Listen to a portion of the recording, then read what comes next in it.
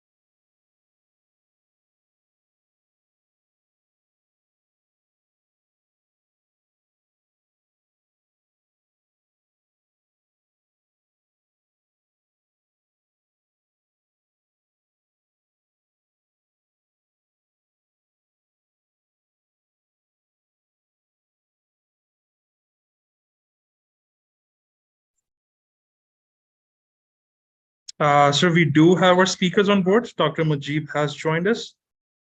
We can commence with the webinar with your permissions.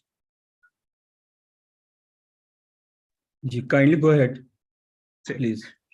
Ladies and gentlemen, Assalamu alaikum and a very good afternoon. I welcome you to today's webinar titled Highlighting Hindutva's Global Network and Human Rights Violations Against Indian Muslims and in Indian Illegally Occupied Jammu and Kashmir.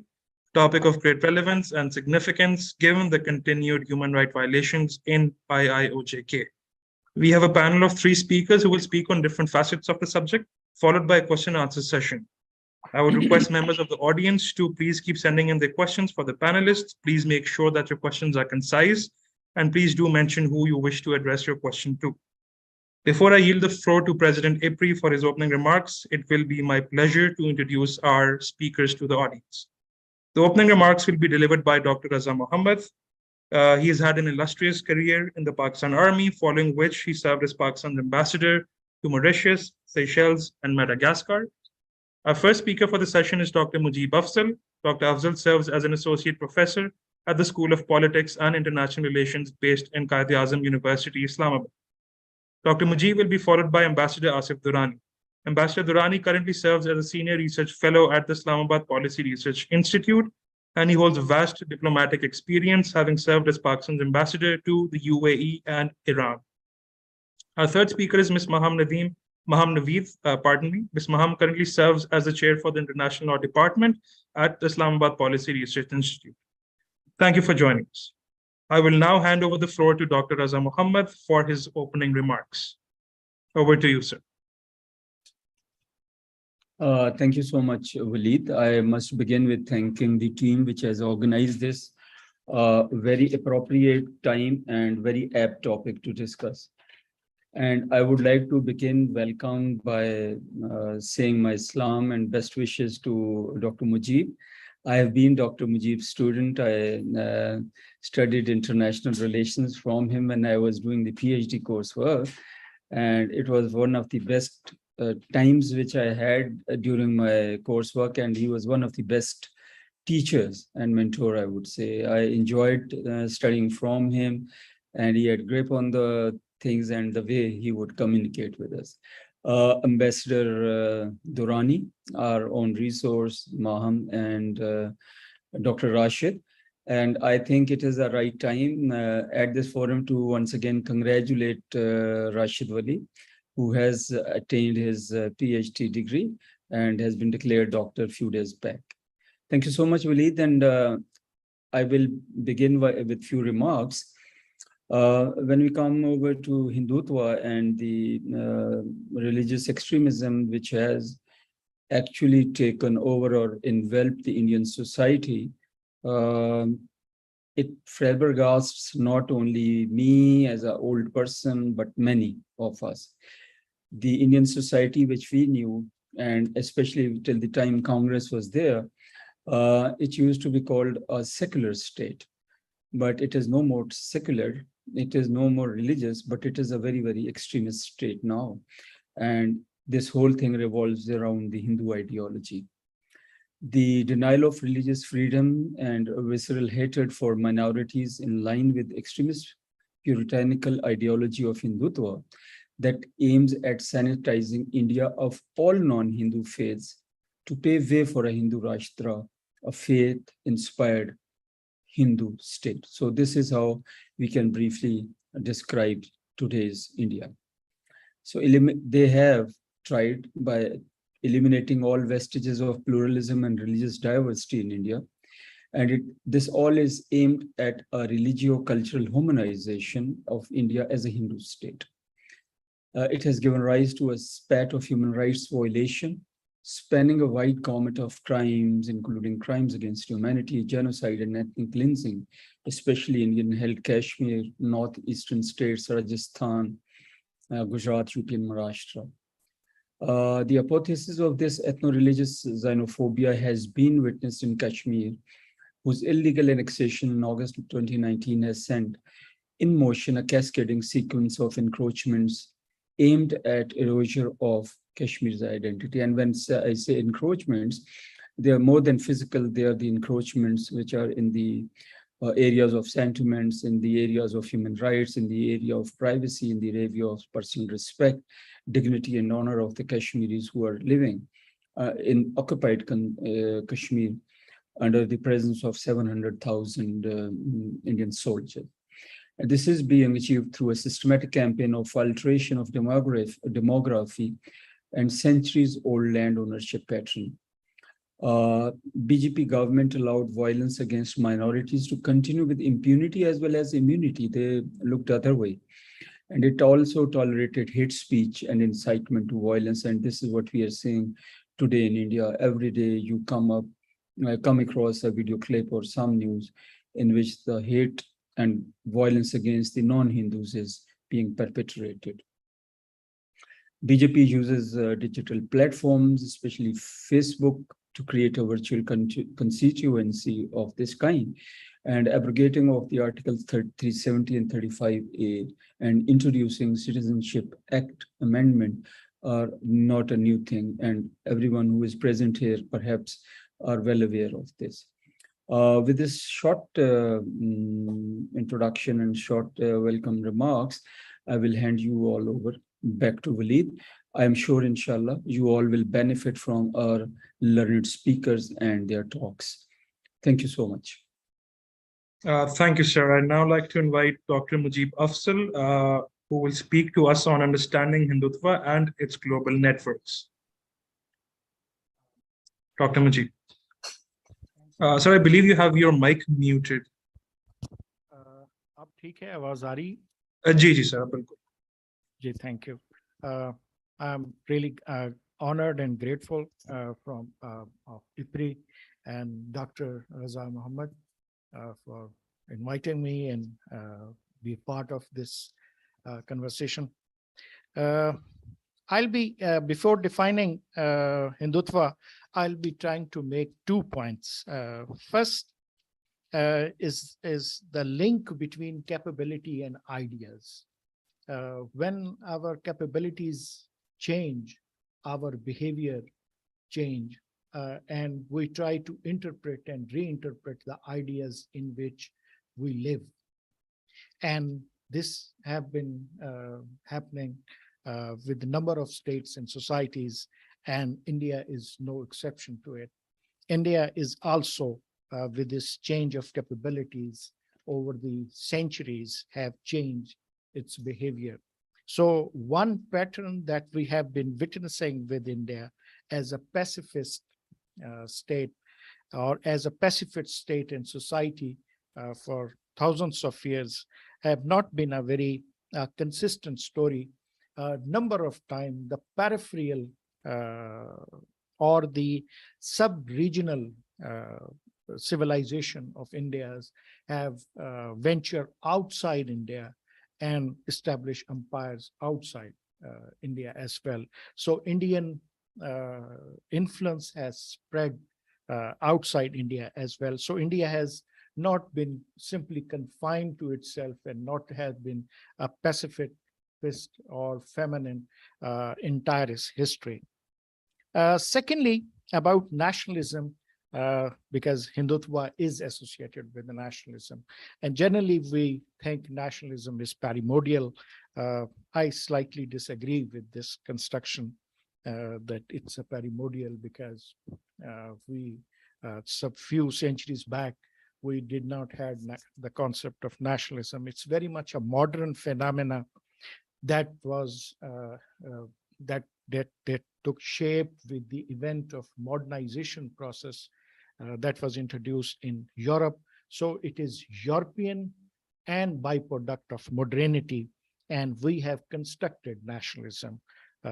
Each nation, whether it was French, British, and later on when they invaded us, they educated us with the concept of nationalism, and we developed nationalism in the modules of European powers, whosoever was ruling us at that time. In our case, especially, we were responding to 3 essentialities in India, whether it was Muslims or Hindus or Sikh. First was the demand of modernity. Modernity is essentially transforms society into popular, progressive, and rational societies. So in popular, progressive, and rational societies, previous hierarchical models is not acceptable. So we have to transform ourselves. Since we were learning from the modules of British Empire, we were responding to the constructs of the British Empire. Second, preservation of the tradition. We all wanted to preserve our tradition. That may not be similar as the previous eras, but interpret them and reinterpret them according to modernity. And that was the way we tried to preserve our tradition. Thirdly, we were not a natural nation as such. We were the collection of different people in geographies, diverse culture, diverse languages. We were not even speaking a similar language all over the British Empire, the so-called Raj that was constructed here. So religion play a very important role in the creation of these national identities in Indian subcontinent. Even the Hindu nationalism, Muslim nationalism, Indian nationalism also have a very strong component of the religion.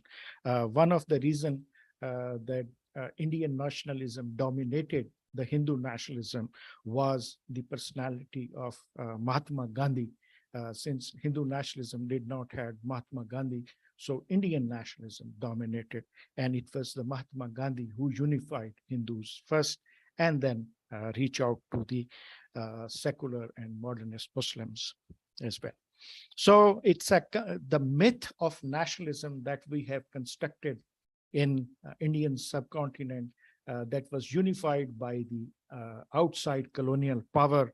It was kind of a colonial nationalism that we were creating in Indian subcontinent, was responding to the demand of modernity, demand of preservation of the tradition, and using religion as a unifying factor. Hindu nationalism was no different. It was a communitarian nationalism. It was dealing with the community and what's trying to preserve the interest and the sensitivities of that community. It started with first the Brahmins. Brahmins wanted to preserve their higher status Indian society, which they have been enjoying it for last 10,000 years. And they were actually the unifier of India.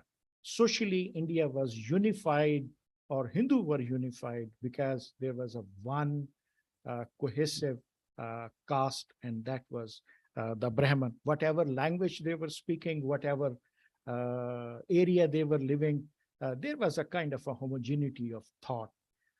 And they somehow follow almost similar policy for the survival of Hinduism, as well as their privileged position in the society. So they wanted to preserve their privileged position in the society.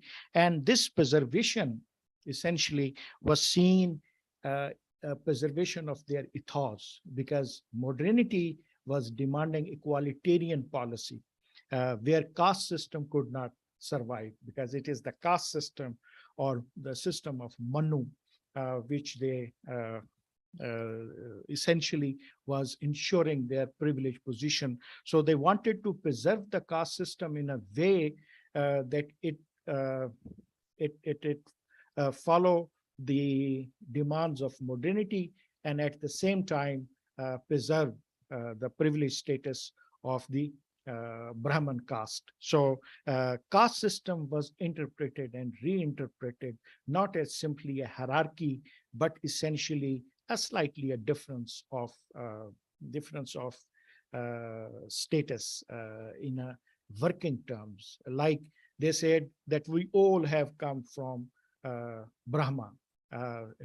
Brahman came from the head, Kshatriyas came from the arms, Vishwas came from the stomach, and Shudras came from the feet. So just imagine a god without feet. Is it possible? What type of a god he will be? So feet is as important as the arms or the stomach is. So we all are equal. So this equalitarian demand of equalitarianism was incorporated in this Brahmanic ethos. So entire training process of Hindutva is essentially teaching and unifying people on the ethos of Brahmanism. And that's where the pride, so-called, or the attraction for the modernist youngster is there. Because they come from any caste. They can come from any caste. The success story of Gujarat, where all castes are supporting the BJP and the BJP government. Second is the demand of aggressiveness, because India was seen weak, because people were divided, they were fragmented. And if they have to survive, they have to become masculine. So entire Sangathan movement was to create masculinity among them. And thirdly, like every nationalism, they wish to create a homogeneity among the Hindu people and create a Hindu Rashtra. This Hindu Rashtra is creation of a Hindu Rashtra anywhere or the nation anywhere is a coercive process. Coercion, suppression is part of it. The dissenting voices are suppressed, and one culture and one myth of nationalism is promoted. So Hindu nationalism or Hindutva, when it is talking about one culture, one religion, one holy land, is essentially talking about in terms of the Brahminical story of India, the 10,000 years of story of India that is coming from the Hindu nationalism. And interestingly, all those people who established Rashtriya Swami Sevak Sangh were Brahmin. Hajwar was Brahmin, Golwarkar were Brahmin, and initially all those who created RSS were Brahmin. Before the arrival of Modi Saab, who is from the middle caste, all the presidents and the general secretary of Bharatiya Janata Party were Brahmins. So it's essentially a Brahmin-dominated group, the entire Sangh Parivar. Secondly, it is not primitive, it is not traditional, it is modern, because they are responding to the demand of modernity. It's very much a modern, so you find business, educated, and urbanized people of the modern section of society inside and outside India following the tenets of Bharatiya Janata Party or the Sangh Parivar. And thirdly, they wish to have a hierarchical society where the primacy is given to the Hindu ethos. The Rashtra is essentially a hierarchical society in which at the top is the Hindu community. And whenever there is a clash between the interest of Hindu community and any other community, the primacy will be given to the interest of the Hindu community. And one of the reason, the kind of decision we had on Babri Mosque or the Ram Janmabhoomi was simply the byproduct of this attitude that it is the right, first right goes to the Hindu community. That's why there were three competing parties of the conflict, and the entire land was given to the one complainant, and it was the Vishwa Hindu Parishad. So Hindutva and Hinduism is two different things. Hindutva is a political ideology for the creation of a Hindu Rashtra, a myth of Brahminical ethos on which they wish to create a nation. While the Hinduism is a religion and diversity of thought is very much there. So one can be Hindu but may not be following Hindutva, but if you are following Hindutva, you are most probably Hindu. At a global level, there were three essential processes which facilitated the rise of these groups at international level. First was started from the colonial period. In colonial period, Indian intellectuals who were living in Europe, in London, tried to create a kind of a sense of pride in themselves. Coming from a colonial state, living in the white area, they need to have a discourse that helped them have a self-respect. And that's where they said, you have the material power and we have the spiritual power. Said that spirituality versus materialism was essentially the basis on which the entire Ram Krishna movement was created. Everywhere the Ram Krishna units were created, and even the white people joined them. And that's where they created a kind of a sympathetic atmosphere for Indians and Hinduism.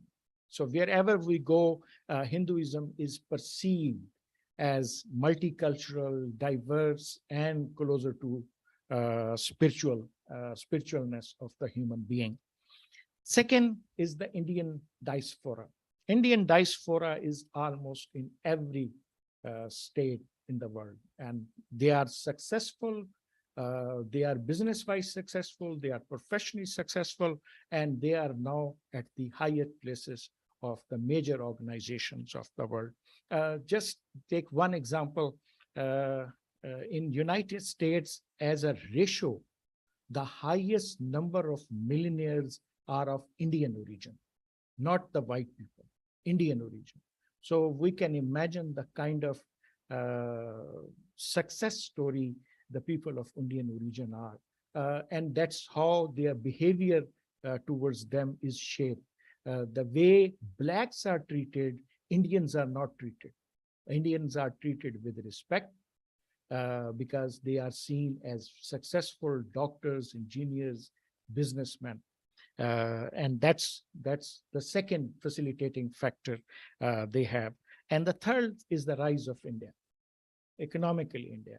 This diaspora that has been scattered all over the world, being successful, earning investment, capital, skill, went back to India, and that's how the resurgence of India started. And they have contributed greatly to the development of India as a rising economy. Imagine we are talking about a $3 trillion economy and a huge economy, and has a great potential to rise. And all this is linked to the outsiders, Indians, who have came back, invested in India, and now they are millionaires and billionaires. So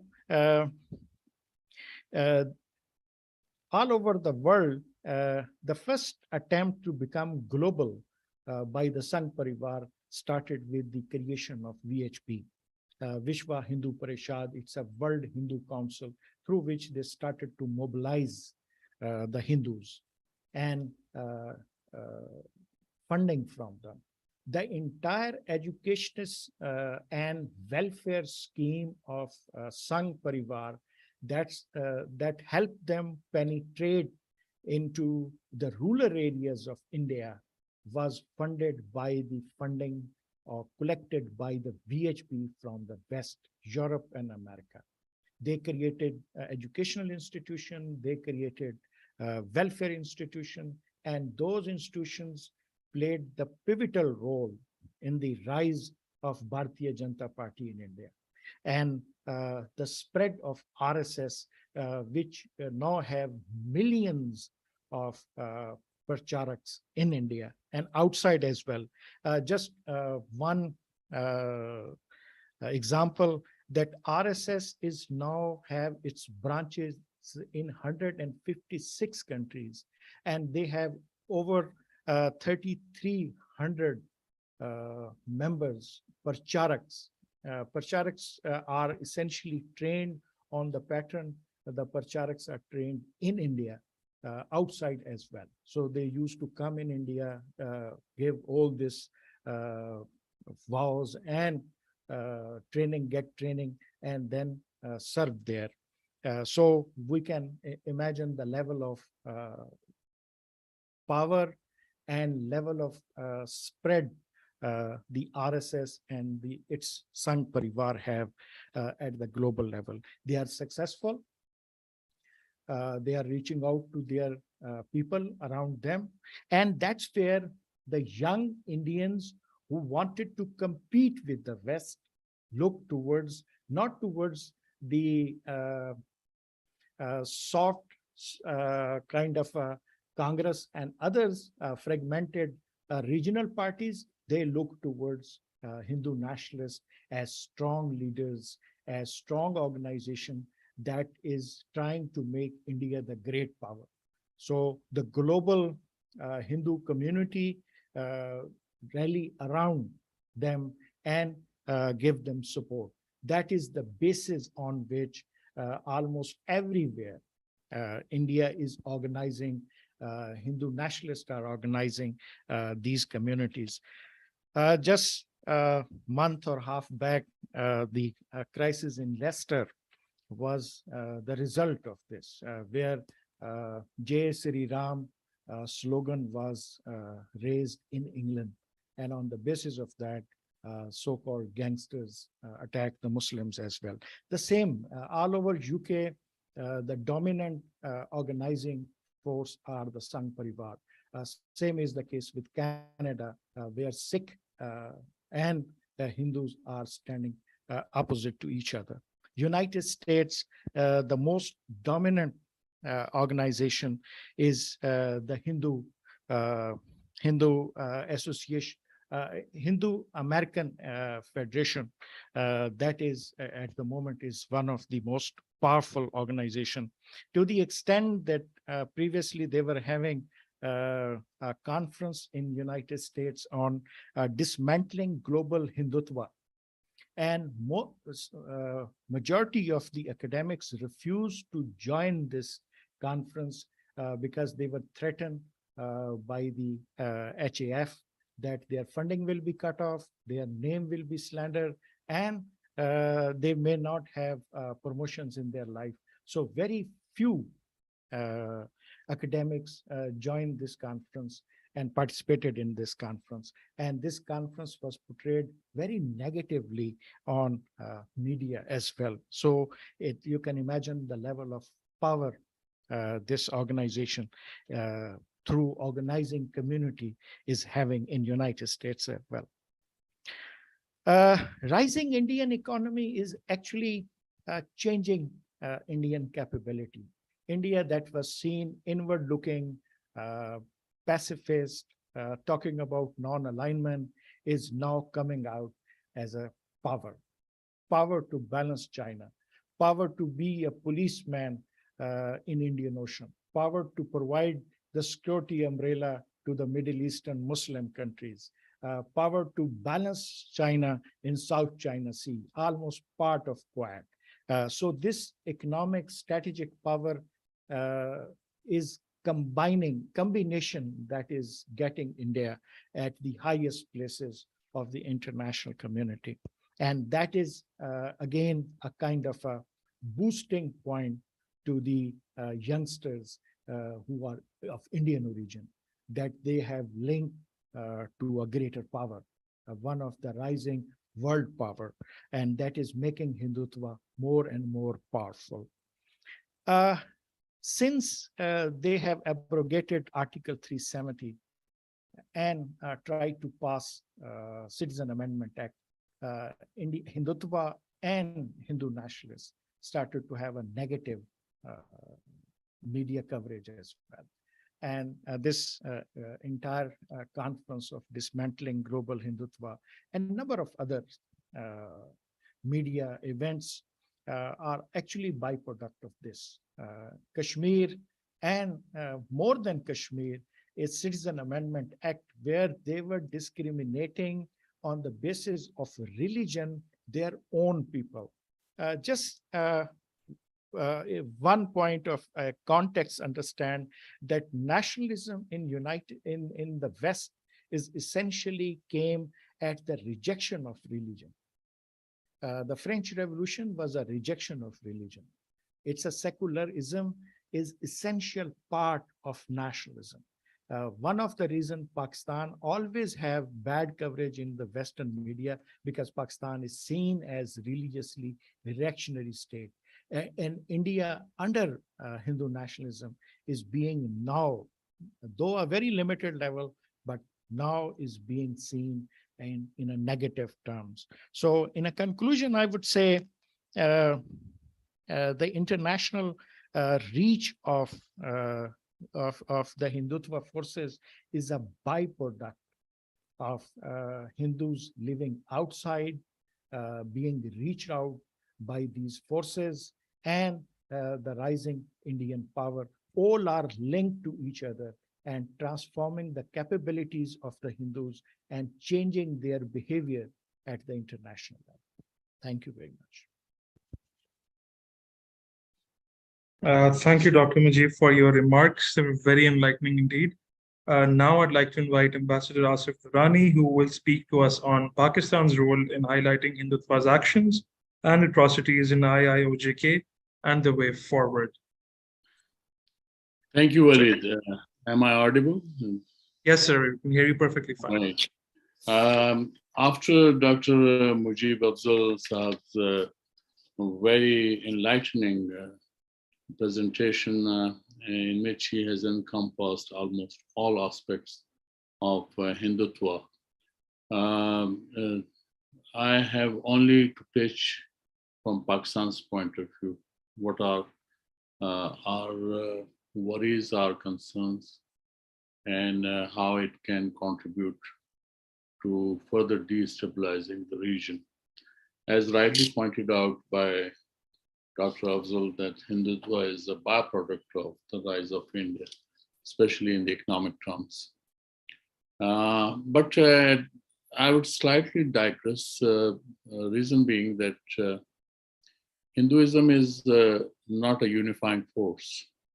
The casteism itself, I remember that India would sacrifice everything at the multilateral forum on human rights and others when the one word casteism was introduced by Pakistan.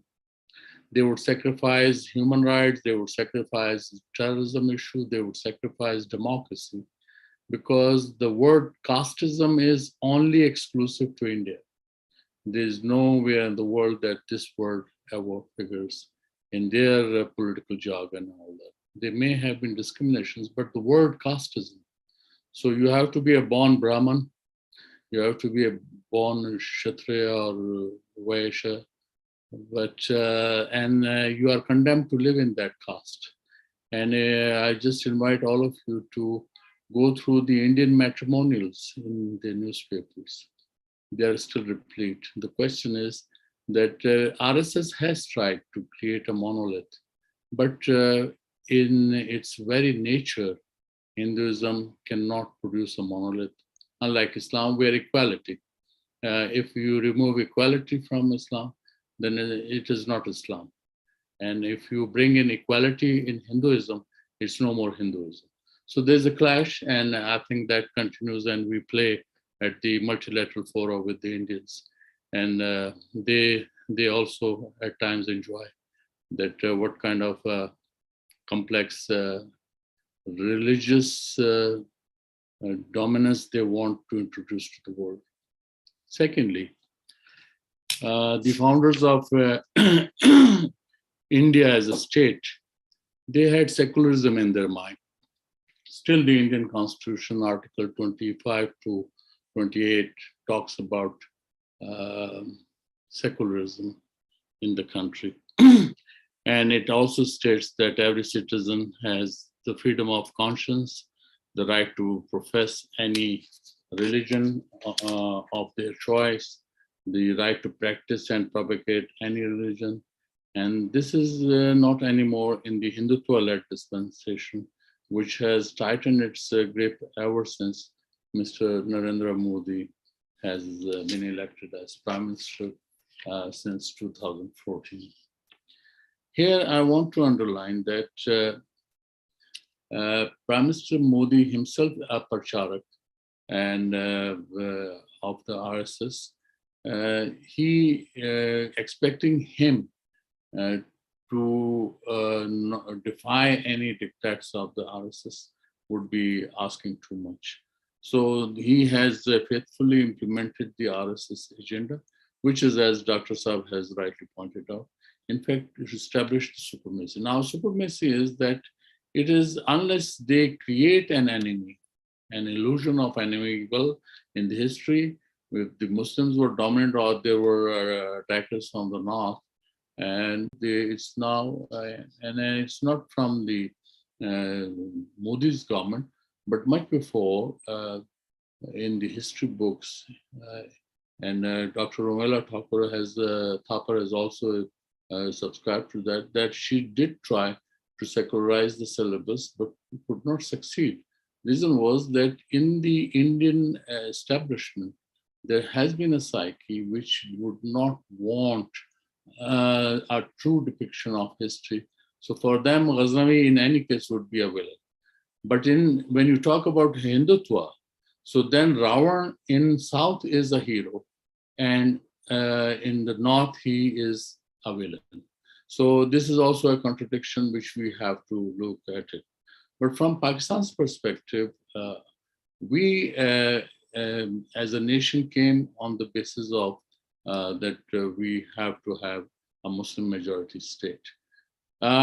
Now, there could be controversies in our own narrative as well as far as Pakistan state is concerned, but there's one agreement as far as Pakistan is concerned, and that is, yes, it is a Muslim majority state, but Quaid-e-Azam's 11th August speech, which in fact is a charter for secularism for Pakistan, that should in fact be projected, and that is the reason that we have succeeded in our dialogue with the Indians at the international fora, that we always referred back to them to what kind of a polity we are talking about in Pakistan, even if there are flaws in our system.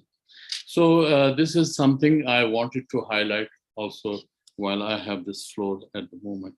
But at the same time, at the practical level, the dangers which Pakistan can face diplomatically, and especially with the introduction of Citizens Amendment Act and National Register of Citizens, NRC, they have in fact very blatantly introduced us and this syndrome.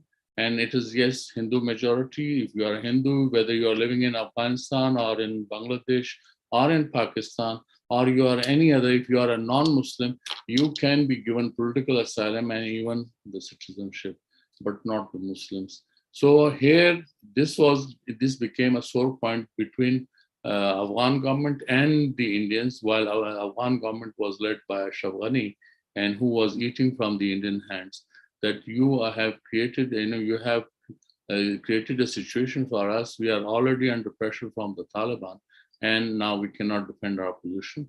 And that also contributed, thanks to Indian involvement in the act. Third aspect I want to highlight here is that with the introduction of Hindu majoritarianism, even objective Indians who are Hindu, the country has become unsafe for, and they cannot, in fact, Arunadati Roy is under protection. She cannot move freely. She is lynched, in fact. Forget about the Muslims who have been lynched just because of their appearance. So this has created, in fact, friction in the society. Now, Muslims cannot identify themselves with the Indian nationalism, quote unquote. Their sense of belonging has been snatched away with the introduction of CA and NRC. This is also a cause for concern, not only inside India for the objective Indians and scholars, but also for Pakistan, because any friction in majority versus minority would also create problems for us. For instance, if over 10 million Muslims are pushed to Pakistan, what will happen? So we are talking about a big chaos. We are talking about a warlike situation, and that we cannot avert if it is possible. But at the same time, but if Indians, Indian Muslims, they want to live like second-rate citizens, it would be a possibility. That has happened in history, and it has changed hands in history. So that is a possibility. But I want to refer to you about a positive and constructive debate which is now taking place in India. And in this regard, Debashish Roy Chaudhary's book, To Kill a Democracy, India's Passage to Despotism, is an eye-opener. He highlights 4 aspects of that in his book. And because India has been claiming that it is the largest democracy in the world, but Debashish Roy Chaudhary has challenged that myth, that India is actually an elective despotism. It's a despotic state, of course, came to power through votes. And that is something which is not restricted to Mr. Chaudhary, but he has reflected the feelings of the Indian enlightened, not only diaspora, but inside the country, which is his, out of four factors which he has highlighted. First is that a democracy is a freedom from hunger, humiliation, and poverty. And in all these three counts, India has failed. It has failed delivering on hunger or humiliation part. Citizens are humiliated, and poverty is rising. So democracy in that regard has failed. His second argument is that the country lives in below hygienic conditions.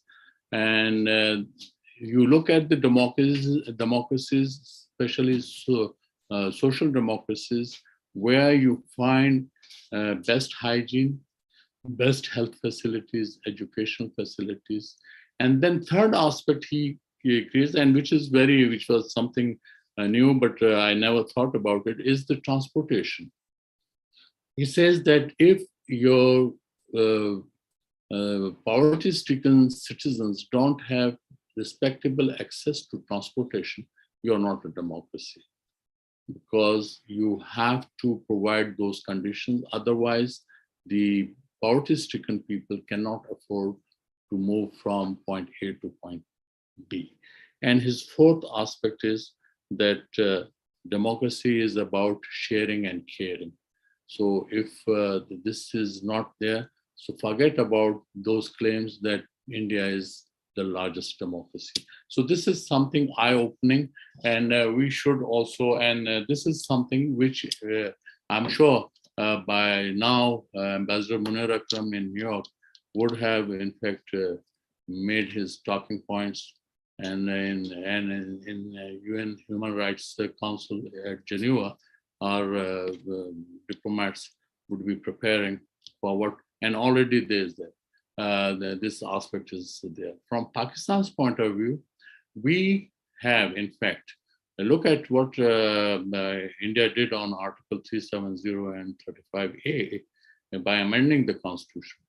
At the very outset, let me also clarify, we never subscribed to the Indian constitutional provisions about Kashmir, because we thought that by giving this special status, India was in fact misleading the world, and which proved right. And that is why the UN Security Council Resolution 91, which was adopted in 1951, clearly spelled out that these kind of measures whereby you want to give special status or you want to hold elections would not, in fact, be translated or construed as expression of a right to self-determination under the UN supervised plebiscite.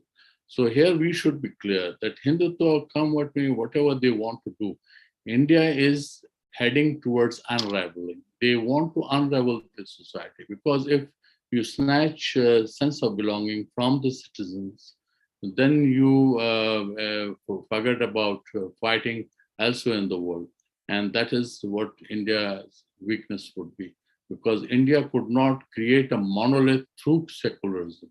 In fact, they are creating divisions in the society through the majoritarian rule, and which would be, in fact, dangerous for India.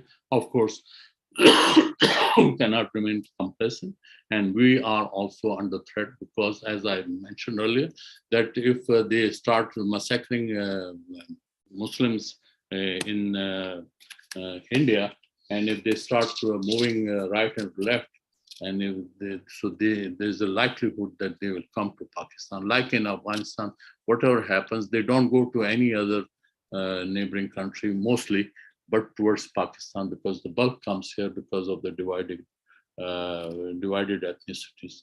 So in the case of India also, we still have our citizens, they are marrying there, both sides they are marrying, so there are blood relationship also. So we have to look at that also. So this challenge, and if this would be the biggest ever challenge if Indian Muslims, they start migrating from India.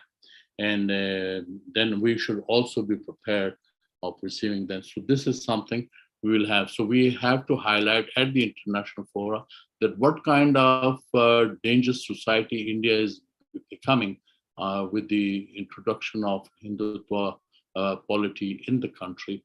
And this is, and another aspect which we should not forget is that India, yes, economically they have made strides, and there's a now 1:10 gap as far as Pakistan and India is concerned. Earlier it used to be 1:3, but now 1:10, India is in different league. And so we have to keep our house in order. The lesson for us is we should also educate our people so they can have better prospects, they can create better prospects for the country. I'll stop here, and then if there are question answers, I'll be happy to answer. Thank you so much. Thank you, Ambassador Durrani, for your remarks as well. I would now like to invite Ms. Maham Naveed, who will speak to us on human rights abuses within India and human rights abuses by India in IOJK from the lens of international law. Over to you, ma'am. Now, I think you've got your mic on mute. Yeah. Thank you, Waleed. Thank you, Dr. Saab, and thank you, Ambassador Saab. I think they've laid down the groundwork for what Hindutva is and what Pakistan's stance on it is. Human rights, I'm just going to now go over generally the international legal framework that's in place and what violations have taken place over time, even before the abrogation of the provision related to Kashmir. So human rights abuses have persisted in Kashmir and against Muslims in wider India, both in practice and through the Indian legal system. The Indian legal system, including laws like the Armed Forces Special Powers Act and the Public Safety Act, are violative and draconian by nature, in particular towards Muslims. The situation in Kashmir breaches both India's own domestic law and international law. India's domestic law in particular, the issue remains is that they shelter rather than prosecute those individuals who violate international law. And so it becomes a problematic circular situation as far as the law is concerned. So looking at the major international instruments that India is in violation of, the first one and the most important one would be the International Covenant on Civil and Political Rights. The most prominent and overarching International Covenant on Civil and Political Rights enables people to enjoy a wide range of human rights, including those related to freedom from torture and other cruel, inhuman, or degrading treatment or punishment. Article 6 of the ICCPR is particularly important as it expressly prohibits states from violating the right to life of individuals. Now, it states that what is important in the Kashmiri context and why Article 6 is important is because Article 6 states that even in times of an emergency, no one shall be arbitrarily deprived of his right to life. In the Kashmir context, whenever the Indian government has been asked in the Kashmir situation as to why the human rights abuses in Kashmir have persisted, the standard response of the Indian government have been a national emergency. However, the International Covenant on Civil and Political Rights particularly states that a national emergency can still not allow the right of life of someone to be arbitrarily detained to be deprived. Also, this convention prohibits torture and other forms of cruel, inhuman, and degrading treatment. Articles 4 and 7 explicitly ban torture, even in times of national emergency or when the security of the state is threatened. The BJP government shut down internet 85 times in 2021 in Kashmir, harassed and arrested journalists, most of whom were Muslims, according to reported news, and detained prominent political figures and activists. Dozens of civilians have been killed and by armed groups since the abrogation of Article 370, despite false claims again and again by the Indian government that the security situation has improved. But Human Rights Watch and other organizations continue to put forward a bleak image of the human rights situation in Kashmir. The next international convention that is very important and which is alarming and should be noted is the 1948 Genocide Convention. The history of Indian occupation of Kashmir since 1948 amply demonstrates that India has been in gross violation of the Genocide Convention, and this is way before 2019. The Genocide Convention makes it clear that committing genocide, regardless of peacetime or in wartime, so India's persistent excuse that national emergency and they are doing this as a defensive measure does not apply, is a crime under international law and should be punished. According to the definition provided in Article 2 of the Genocide Convention, deliberately bringing about physical destruction in whole or part of an ethnic or racial group will constitute genocide. So we know that what India has done is that it has targeted Kashmiris, which fall within the definition of a racial or ethnic group. So Indian actions in Kashmir amount to genocide because the BJP government has tried to destroy the ethnic and racial identity of the Kashmiri people through both its legal means and otherwise as well. We've seen the employment laws, we've seen the land laws, we've seen the occupation laws, and so on. Moreover, as per the definition, Indian inhumane acts in Jammu and Kashmir are part of a larger plan of genocide as well. Indian security forces are intentionally killing the Kashmiri civilians. Reports are numerous, can be found in print and online media. Using of pellet guns has been highlighted. Detaining Kashmiris and other Muslims in torture camps, raping of women, and destroying the physical and psychological well-being of the Kashmiri people all fall within the larger plan of the genocide of the Kashmiri diaspora. Since the abolition of the special status of Kashmir in August 2019, 8 million people are living in complete siege, and most of them have not been immune from the brutality that they have been facing. Another, following from the Genocide Convention and linked to that is the 1969 International Convention on the Elimination of all forms of racial discrimination. So, India's Muslim communities have faced decades of discrimination, which has worsened under the Hindu nationalist BJP government. We've Dr. and Ambassador have already spoken at length about their policies, so I won't go into depth about that. But what has happened is that those policies have resulted in in-depth discrimination against the Muslims, and that has resulted in a violation of the International Convention on the Elimination of all forms of racial discrimination. Muslims have experienced discrimination in the areas of employment, education, housing, schooling, to say the least. Many Muslims encounter barriers to achieving political power, wealth, access to even healthcare and basic necessities like water, food supplies, medical.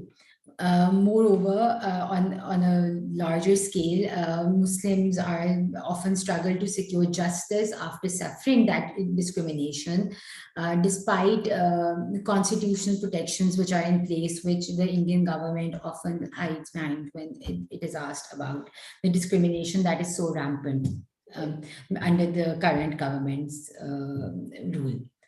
Over the last 2 decades, the representation of Muslims in parliament has stagnated. After the 2019 elections, Muslims just held 5% of seats. That's partly due to the rise of the BJP, which by mid-2022 had no Muslim members of its party in parliament. Multiple states have increasingly passed laws restricting Muslims' religious freedoms, including anti-conversion laws and bans on wearing headscarves in schools. This also violates the International Convention on Civil and Political Rights, and also the present convention that we're talking about. Other forms of systematic discrimination against Muslims has also existed for centuries. For instance, studies show that police officers in India are less likely to stop a crime against Muslims than against a non-Muslim, even if they're witnessing it firsthand. So the idea of elaborating on this is to show how in India there is there's a culture of systematic discrimination, and the onus and the burden of that falls upon the government to correct that, and if not corrected, then to punish those that perpetrate it rather than to protect them. A perfect example of the anti-Muslim discrimination was displayed in 2020 when the COVID pandemic hit, and members of the Tablighi Jamaat got together in a shrine in Delhi for a congregation, and they were accused of spreading the pandemic, and cases were filed against them under the Indian Penal Code for being negligent and malicious. India's own Bombay High Court quashed 3 such cases and said that these particular individuals were just being made scapegoats, and the action against them was just a direct warning to Indian Muslims for the protest against the then Discriminatory Citizenship Act that was being passed. And the protests that were happening, there was the cases being filed against these Muslims was a warning to stop the protests against the Discriminatory Citizenship Act. The Citizenship Act that was being passed was discriminatory towards Muslims because it expedited citizenship for every other religious group except Muslims. Another convention that violation is applicable in Kashmir is the Convention Against Torture. In the Convention Against Torture, or CAT as it's commonly known, India is in violation of that. Although India has not ratified it, it has still signed it, and regardless, the prohibition of torture is part of customary international law, so every state has to abide by it. Torture has been used for reprisals, as a punitive measure, and as a controlling tactic in Kashmir and for the wider Muslim population. It is used as a systematic mechanism to create a fear, to create a sense of fear and paranoia in the Kashmiri diaspora, and to weaken the people's resolve to resist the illegal occupation that they have faced since 2019. Moreover, there have been widespread reports of torture and degrading punishment of Kashmiris in the illegal occupied area. The most common forms of torture have included severe beatings and electric shocks, with people not being told of the reason for such inhumane treatment, which adds to the psychological state of being tortured. The last convention I would want to highlight in this aspect would be and related to the torture convention would be the Convention on the Elimination of Discrimination Against Women. So one particular domestic law of India, which is the Armed Forces Special Powers Act, gives widespread authority to the police forces and army in India to enact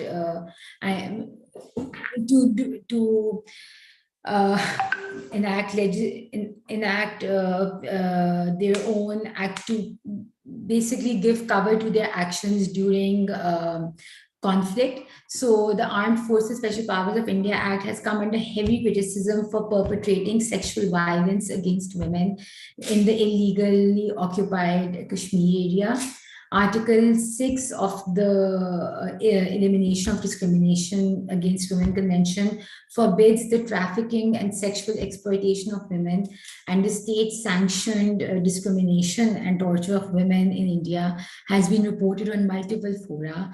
In Kashmir, the widespread rape of women as a controlling mechanism for the Kashmiri diaspora has been reported by a number of human rights organizations, and that puts India in violation of the Convention of Discrimination Against Women.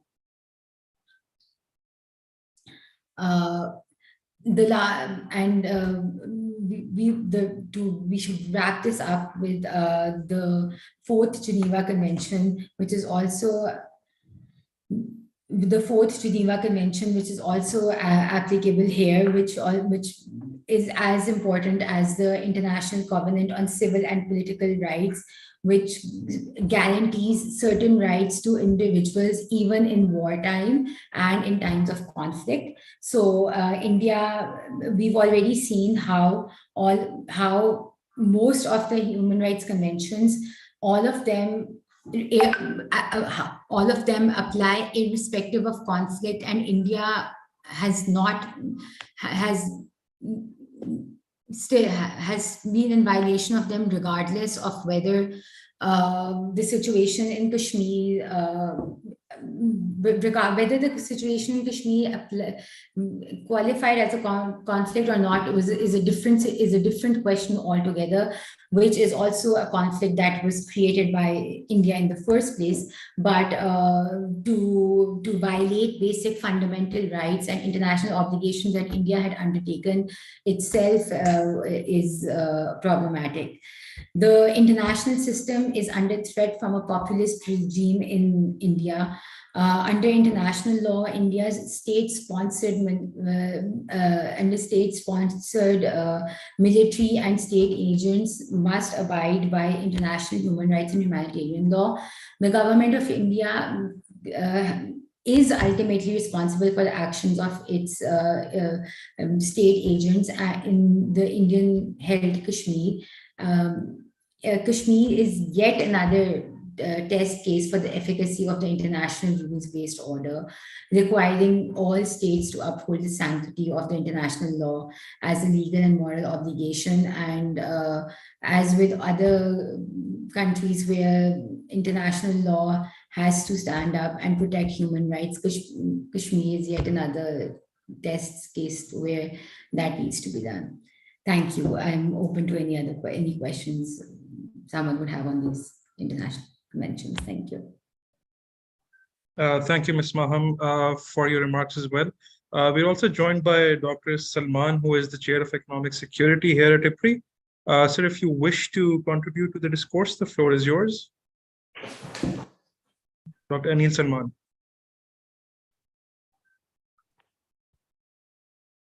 Thank you. I'll just, like a lot have been covered, but being an economist, I'll be just talking about the economic side of Hindutva movement. And in the recent years, what has happened that the anti-Muslim violence in India has increased alarmingly. And underlying this violence is the Hindutva ideology, which is making the secular India into a Hindu state. The aggressive pursuit of this hardline Hindu agenda has by the BJP and the fraternal organizations is deepening and creating insecurities. But I'll be talking more about the economic side, that right now, Indian economy has become a deadly cocktail, which is a combination of high inflation, high interest rates, low consumption, and this income inequality. And above all, there is very aggressive level of labor unrest because the younger generation is out of jobs. The second aspect that I wanted to talk about, that this Hindutva agenda has adversely affected the economic activity over there. And Modi's unabashedly neoliberal and pro-big capital claims could seem to be contradictory to his politics of hatred that severely disrupt the economic growth in the country. However, the ability of the government to persuade the public that the economy is doing well, or that the adverse outcomes are not the results of their own policies, actually serves the neoliberal agenda by taming the resentment of the poor and enabling further concentration of the wealth. And if you look at the income inequality in India, that has increased. The Modi government is focused on the management of perception, as it was earlier discussed, that yes, it's a game of narratives at the moment. So on actually the developing and implementing the economic policies that would really benefit people, I think that is very much absent over there. And it's the society, it's the people, especially the Muslims, they are taking the toll of it. So the manipulation and destruction of the statistical system is being happening over here. And right now, I think it's more of the creative economy, because if you look at the international media, the way Indian economy is being projected, it is with the flowery numbers. But in reality, if you look at it, the economic fundamentals are not strong. What recently they have done is that they are privatizing their public banks, which is obviously going to affect the larger masses over there. Now, the third point that I wanted to mention over here is the role of the Indian corporations. And they should also be condemned, as they have also played a very important role in terms of erecting the Hindutva projects. Rich Indian multinationals, corporations like we have Reliance, Tata, Essar, Infosys, they're employing the similar tactics in those of the US-based Rockefeller by announcing huge investments in the Indian occupied Kashmir after the abrogation of Article 370. Now, what BJP political leaders have presented, this step of changing the special status of Indian occupied Kashmir as a step towards development of Kashmiris. Indian Home Minister Amit Shah said that I am happy that Prime Minister Narendra Modi abrogated Article 370 from the Constitution on August 5, 2019. Kashmir is at peace now, investment is taking place, tourists are visiting, and Jammu and Kashmir are gradually looking to stand united with the rest of the country. But what I feel that, in short, these big corporations are complacent in supporting Indian government suppressive actions, which are not only unconstitutional and undemocratic, but also it raises big question on mark of the ethics of the Indian corporate sector. So we should not just look at it from the perspective of human rights, but I think the economic repercussions are also important to see that how the how the present party, how Modi is right now trying to make his narrative dominant at the cost of economy. These are the 2 cents from my side. Thank you. Thank you, Dr. Anil. Now I request Director Research, Brigadier Rashid Wali Janjua, to please offer his remarks.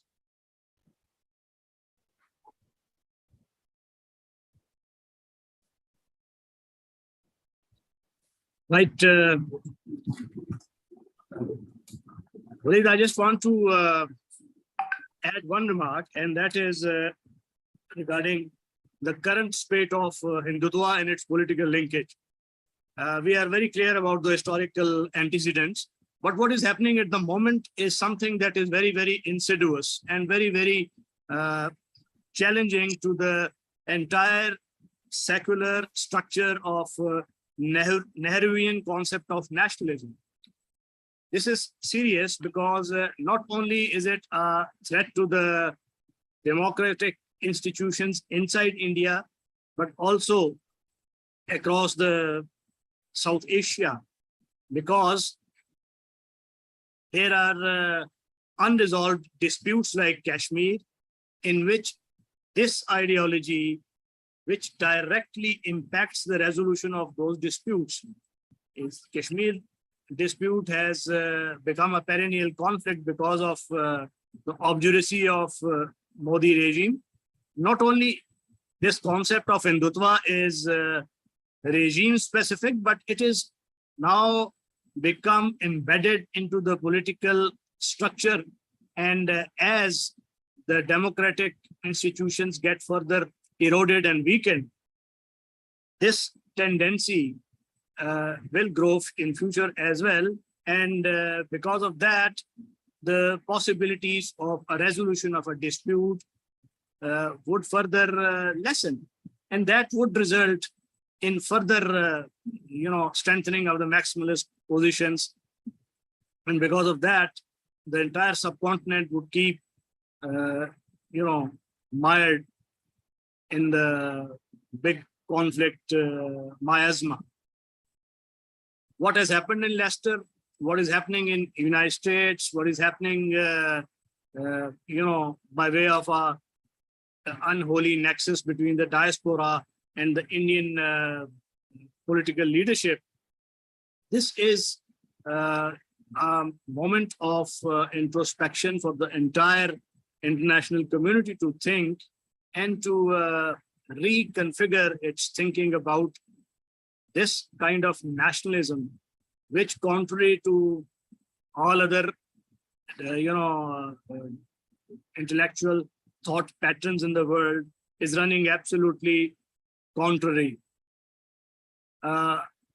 We need to be cognizant of the reality that this Hindutva-driven nationalism is now co-opting the minorities also within its fold. There are organizations like MRM, Muslim Rashtriya Manch, which include certain segments of Muslim communities, and the sectarian strains are deliberately being encouraged by the Modi regime. So this Hindutva creed is not only a nationalistic creed any longer, it has morphed into a Nazi kind of an ideology, and Indian polity is slowly, sinking into political instability, which is reminiscent of the Weimar Republic of the pre-Hitler times.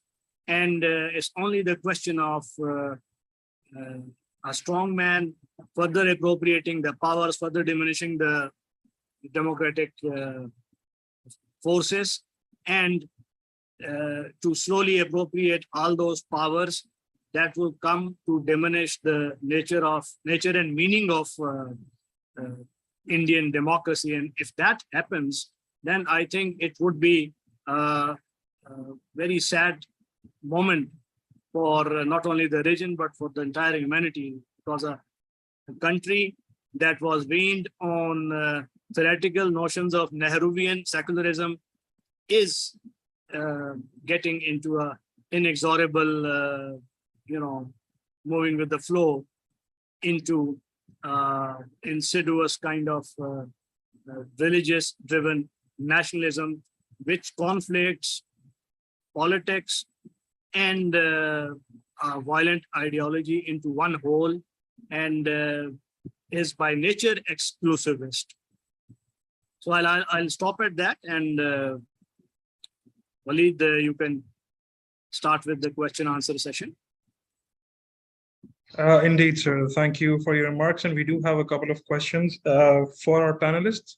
The first one is addressed to both Ambassador Asif Durrani and Dr. Mujib from Mr. Ishtaq Ali Mekri, who asks that given the rise in racial aim worldwide, and I'm assuming that's racial divide and racial behaviors towards division, do you not think that India is in a better of the same racist agenda?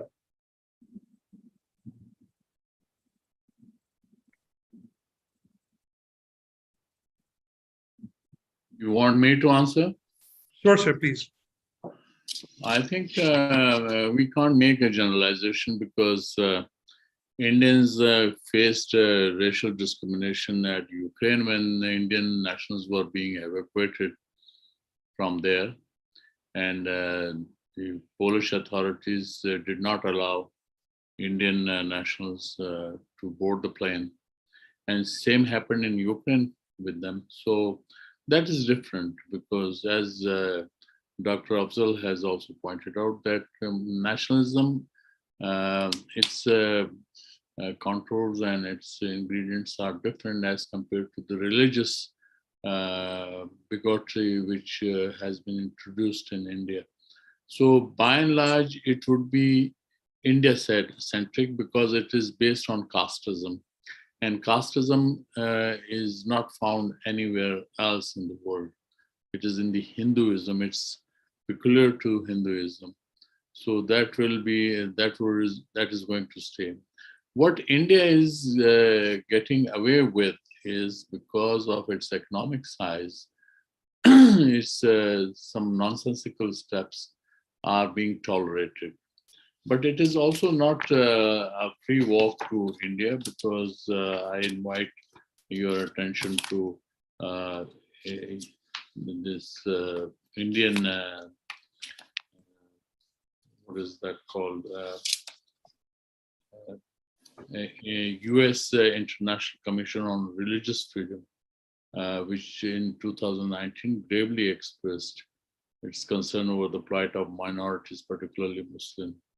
And it had even recommended sanctions against Home Minister Amit Shah and other top leaders of India.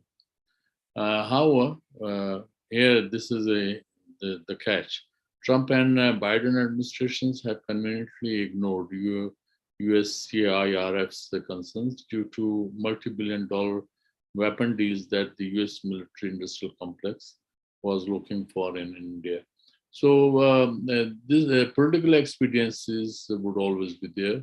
The main thing is that now, for instance, India had decided to buy Russian oil on concessional rates, and despite American annoyance, and Indians also they abstained in the UN General Assembly. Of course, Pakistan also did. We had different reasons, but India is now a strategic partner of the US. So it did not go well with the Americans. So we cannot have a definitive answer that what will happen at the global level if India goes this kind of a discrimination or adopts a discriminatory attitude, which already it has done it. But it would be a slow poison. It would be a slow poisoning of the society. And there are lessons for us also here that we should not allow bigotry to take roots in our country, although I'm concerned about our own society as well. Thank you. Thank you, sir. The next question. Sorry, Dr. Majid, please. Oh, thank you. I just wanted to add that Hindutva, when first it was defined by Savarkar, blood was part of it. But later on, they didn't emphasize it. I will agree with and really add to it with the Ambassador Saab comment that rather Indians in West consider themselves victims of racism. Generally, Indians are seen kind of short and physically different than the white man. So that's there. But one thing is slightly different because they are using race or heritage, racial heritage as a unifying factor. So Hindu nationalisms are generally emphasizing that we all came from the Arya roots, mostly migrated from the Central Asian steppes and settled here. So they say there is, they have somewhere, some of them claim that they have discovered this gene among all of the Indians, that they have this gene which is common in the Aryans. And interestingly, it is stronger in our part of the Indian subcontinent and weakest in the south. So they are actually using race in a slightly different manner, but they have not used the race as a part of Hindutva.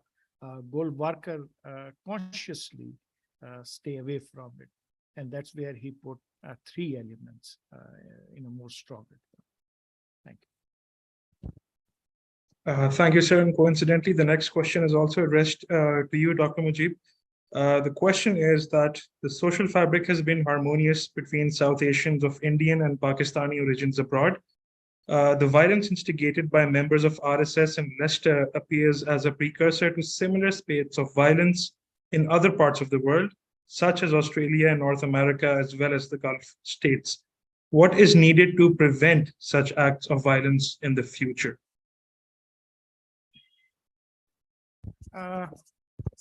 I think we are both now caught up by the populist politics, in which India is more strongly following this us and they formula, where us is the Hindus and they are the Muslim.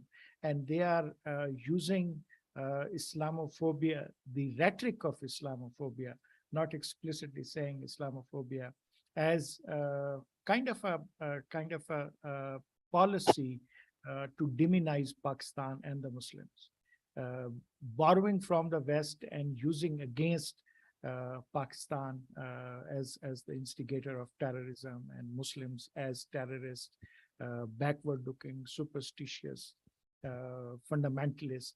And it is not simply the intellectuals or the second or third level leadership that is using these hints, but even Modi himself used these type of distinctions between us and they, like the kind of clothes we are wearing, and he has mocked Muslim on the basis of that. So that is the way India is progressing, and this is then moving on to the outside as well. So in a near future, I think this level of animosity will increase, not decrease.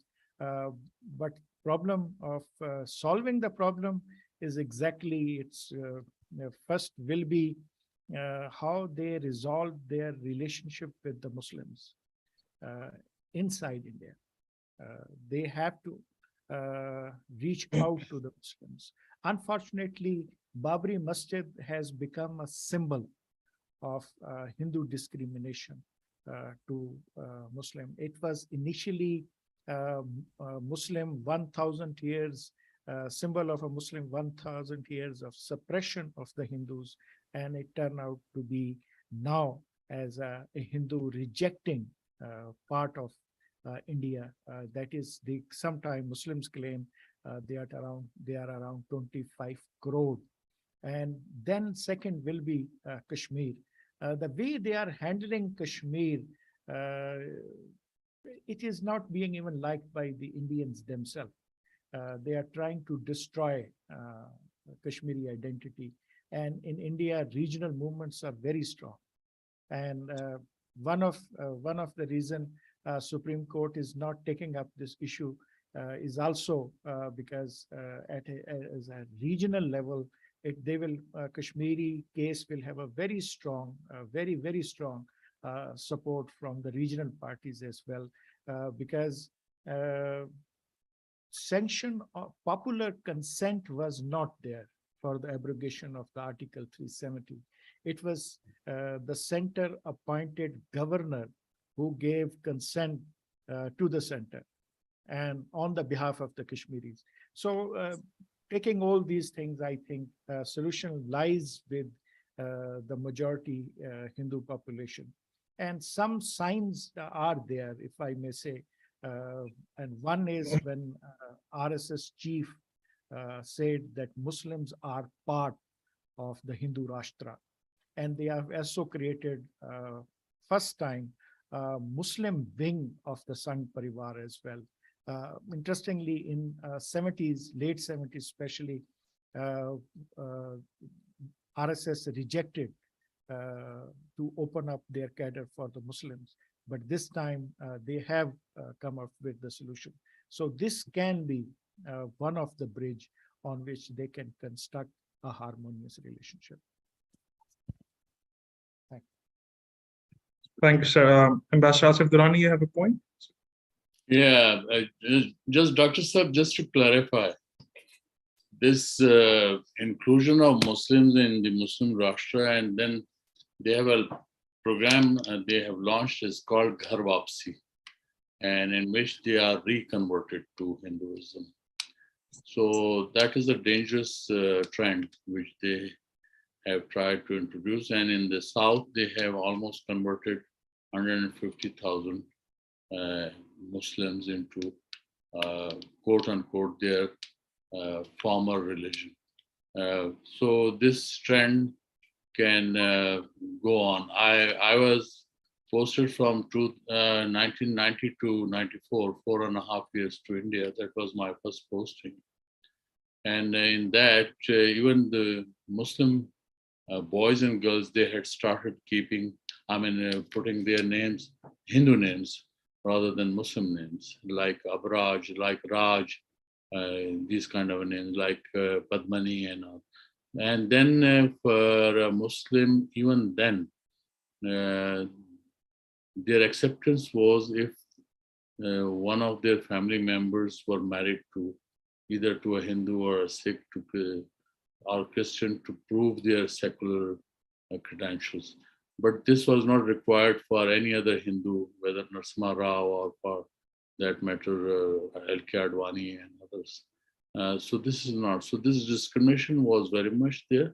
But now these Hindutva forces, in fact, they have come out openly in the field. Thank you. Thank you, sir. Ms. Maham, we have one last question. Oh, sorry, Dr. Sorry, I agree completely with the Ambassador Saab, but say these are the two separate trends, Ghar Wapsi and the creation of a separate wing. Creation of a separate wing is accepting Muslims as Muslims, but Ghar Wapsi is essentially conversion of Muslims of Indian origin, not every Muslim, only the Muslims of Indian origin back to the Hinduism, because Hinduism essentially do not have any conversion, any process of conversion. So simply those Muslims of Hindu region, they are actually Hindu, but they have converted to Islam. So the moment they will renounce and clean themselves, because Shuddhi is essentially a cleaning ritual for the Brahman. So if you simply clean yourself, you will become Hindu again. So slightly two separate processes. But I will not be much emphasizing on the second trend where they are talking about the Muslims, because the dominant trend definitely is with the Ghar Wapsi and the Shuddhi movement. Again, a reason being that I have to, a particular sect of Muslims are part of the Hindu Rashtra Sangh, Muslim Rashtra Sangh. And it is aimed at creating rift among different Muslim sects. So the Deobandis are not included into that. I'm not saying it, there are publications on that. And same as some other sects, they are not. So purpose is to cause friction among the Muslims. That is also because if they think that they have included the Muslims, then it would be an inclusive Hindutva Rashtra to which no one can object. But it is not inclusive. Inclusivity is not the part of Hindutva scheme of things. Yes, thank you. Yes, I also agree. Muslim Rashtriya Manch is dominated by a particular sect with the purpose to sow division. Right, please, Waleed, carry on. Thank you, sir. So the final question that we do have is for Ms. Maham. Ms. Maham, you've listed down a number of international legal conventions and legal regimes that India has been found in violation of. And Pakistan, since October 5th, 2019, has tried to bring these up in various international fora, but to little avail. What do you think should be the next steps forward in terms of a legal counter that can be proposed in terms of reaching out to international civil societies or even international legal regimes to that end? Thank you, Waleed. So Pakistan has tried to take up this issue on multiple fora, but Pakistan, I feel, still has the option of taking the Kashmir issue up at multiple forums. For instance, what Pakistan right now requires is a consolidated effort from within the government, the Pakistani diaspora, both inside Pakistan and outside, and the NGOs and the international community to highlight the Kashmir issue and then to take it to the legal front. For instance, the ICC option, which is the International Criminal Court, remains one. Although Pakistan isn't a party to the International Criminal Court, but the United Nations Security Council can refer individuals who are charged with war crimes and crimes against humanity and genocide to the ICC, and that requires extensive lobbying and is something that can be looked into. There are multiple international conventions. There's some that India does have a reservation to with regards to the dispute resolution clause, but there are some that remain to be explored and can be looked into with regards to bringing India before, if not a court, then a human rights committee or so forth. So Pakistan does not have one, but has multiple options that it can explore on the legal front as well. But whatever legal option Pakistan will explore will be tied in with a narrative and with the larger civil society pressure being built on it as well. Thank you, Ms. Mohammed. With that, we will conclude our question and answer session. I would now request Ambassador Dr. Raza Muhammad, President IPRI, for his vote of thanks. I feel greatly indebted to all the speakers, especially Dr. Mujib from Qadir University, our own people, and Dr. Suleiman also for his comments. Thank you so much, everyone. There is no doubt that India is perhaps treading a dangerous path, not for us alone, for the neighbors alone, for themselves even, and it may result into further polarization of the Indian society. India is a very, very heterogeneous society, and it was very closely knit, well knit when it was kind of secular. Although it was never a completely secular country, but there was a facade of secularism, which has been now lifted, or that curtain has been lifted by Modi's regime. Although we all know this caste system and their hatred for Muslims goes back to centuries. Anyway, let's hope and pray that the world conscious awakens to them. They have been successful in selling their point of view. I think very aptly highlighted by the speakers, by Dr. Mujib also. Their diaspora is successful, they are better educated, and they invest in, even in the Arab world in the Middle East. I appreciate all the speakers, and I have to make a request to all the speakers that your expose were wonderful. I request that if you could convert these into some articles, some op-eds, and also into your tweets, so that this message of your hard work and your feelings goes out to the world. Thank you so much. And sir, very grateful to you, Sir Mujib. And we look forward to more interaction with you. And I still remember, as I said earlier, I learned a lot from you. Thank you so much, sir. And thank you, everyone. Thank you to all who have joined us here on the YouTube or on the Zoom. Back to you. Back to you, Waleed.